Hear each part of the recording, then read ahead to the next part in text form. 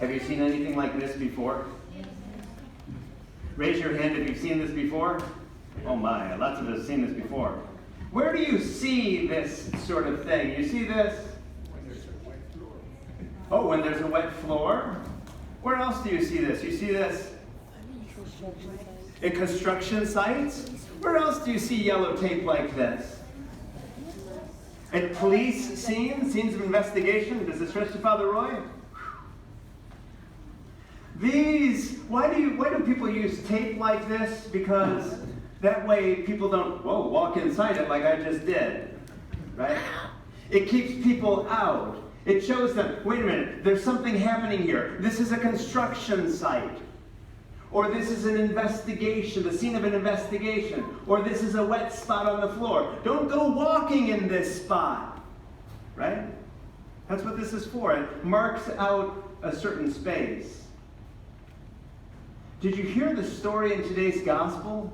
The story of the Transfiguration? In the story, Jesus goes up a mountain with his friends, Peter, James, and James's brother, John. The four of them were at the top of this mountain when Jesus was transfigured. His look changed.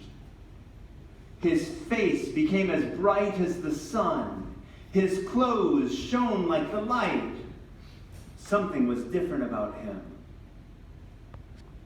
But did you catch what happened after that in the story? Peter said to Jesus, what did Peter say to Jesus?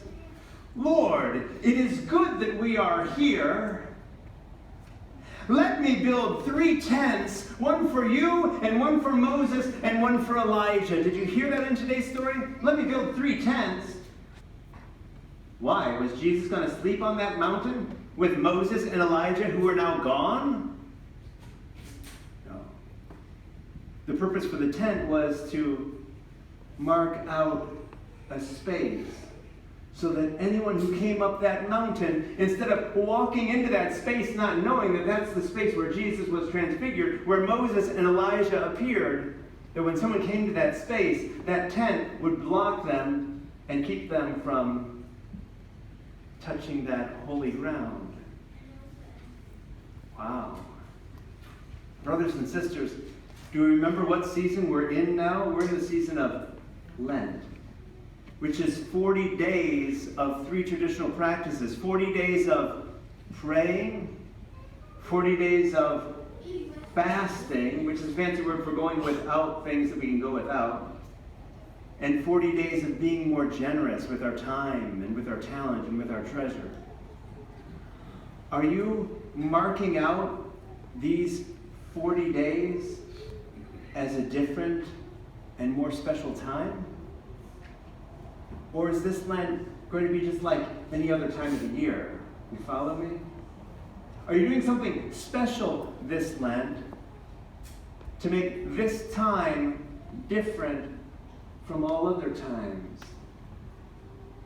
How's that for an act of faith?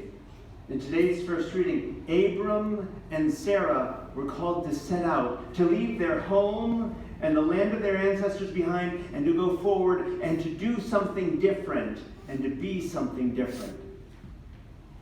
At the end of these 40 days, are you going to be the same old person you were before Lent? Or are you going to do something different now? Are you going to somehow mark out these 40 days so that these 40 days are different from the rest of the year, so that by the end of this time of Lent, we might emerge from this desert with Christ somehow transformed and changed, like Abram and Sarah. Do we all know the story there? Abram, A-B-R-A-M, later changed his name to Abraham. From Abram to what? Abraham. Sarah, S-A-R-A, changed her name to Sarah, S-A-R-A-H. They became different. They were different. How will you be different at the end of these 40 days that the church has marked out for us?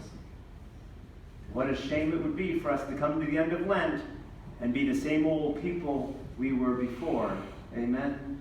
Amen. These 40 days are meant for us to be different, so that when we come out of Lent at the end, we are like Jesus, renewed and filled with light and life.